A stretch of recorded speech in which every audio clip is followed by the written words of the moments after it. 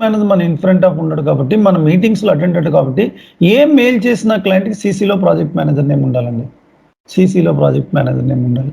Major issue వస్తే project manager మనం call తీసుకొని మాట్లాడతాం. ఇలా ఇష్యూ ఉంది. ఎలా అంటే క్లయింట్‌తో మాట్లాడతాడు ప్రాజెక్ట్ మేనేజర్. ఎప్పుడు కూడా స్మూత్‌గా రన్ చేస్తాను ట్రై చేస్తారు ఎవరి సైడ్ నుంచి అనేది. ఎందుకంటే అందరి మీద అన్ని రెస్పాన్సిబిలిటీస్ ఉంటాయండి. ప్రాజెక్ట్ మేనేజర్‌కి ఉండేది ప్రాజెక్ట్ మేనేజర్‌కి ఉంటది. మనకుండేది మనకుంటది. సెకండ్ పాయింట్ యూజర్స్‌తో ఎప్పుడు కూడా ఫైట్ చేయొద్దండి. యూజర్స్‌తో ఫైటింగ్ స్టార్ట్ అయిందా మనకి ఈగోస్ వచ్చేస్తాయండి. యూజర్స్ ఎప్పుడు పట్టుకుంటారంటే ఏదన్నా రిక్వైర్మెంట్ గ్యాదరింగ్ కానీ ప్రాపర్‌గా మనం హ్యాండిల్ చేయనప్పుడు అది మేనేజ్మెంట్‌కి మెయిల్ చేస్తారండి. This guy is not handling properly. అయి మనకు తెలవండి, మనకు రావు. అయన్నీ ఎక్కడ బయటపడతాయంటే మన పెర్ఫార్మెన్స్ బాగున్నంత సేపు ఓకే నడుస్తది. పెర్ఫార్మెన్స్ తేడా ఉన్నప్పుడు ప్రాజెక్ట్ మేనేజర్ మనం పిలుస్తారు లోపలికి. ఇది పరిస్థితి. ఏం చేద్దాం? అక్కడ ఏముండదండి డెసిషన్. ఏం చేద్దాం అని అన్నప్పుడే మనం మెయిల్ పెడతామండి. రిజైన్ చేసేస్తాం. ఎస్ఏపీలు ఇవన్నీ కామన్‌గా జరుగుతూ ఉంటాయి. అందుకే strong mind, strong determination. Job వచ్చింది కదా లైఫ్ లాంగ్ ఉంటుందని అనుకోవద్దండి. లైఫ్ లాంగ్ మీ చేతిలో ఉండేది మీ strong experience, strong knowledge. Company is not yours. Salary only yours. Experience only yours.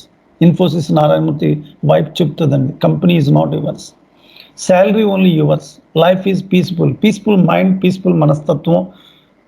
Competitive వరల్డ్‌లో మనం తట్టుకోవడం ఎలాగనేది స్ట్రాంగ్ డిటర్మినేషన్ ఉండాలండి ఐటీలో. అయి లేకున్నాడు మనం అసలు ప్రతిదానికి సెన్సిటివ్‌గా ఉండకూడదు. ఫస్ట్ స్ట్రాంగ్ డిటర్మినేషన్ ఉండాలండి. ప్రతిదానికి ఫీల్ అవటం అయి ఉండకూడదండి. కామన్‌గా ఉంటాయి మన తెలుగు వాళ్ళకి ఇయన్నీ కూడా. చాలా వాల్యూస్‌తో కూడుకున్నయి. ఇయన్నిటి నుంచి బయటపడాలండి. స్ట్రాంగ్‌గా ఉండాలండి. డోంట్ కేర్ అన్నట్టు ఉండాలి.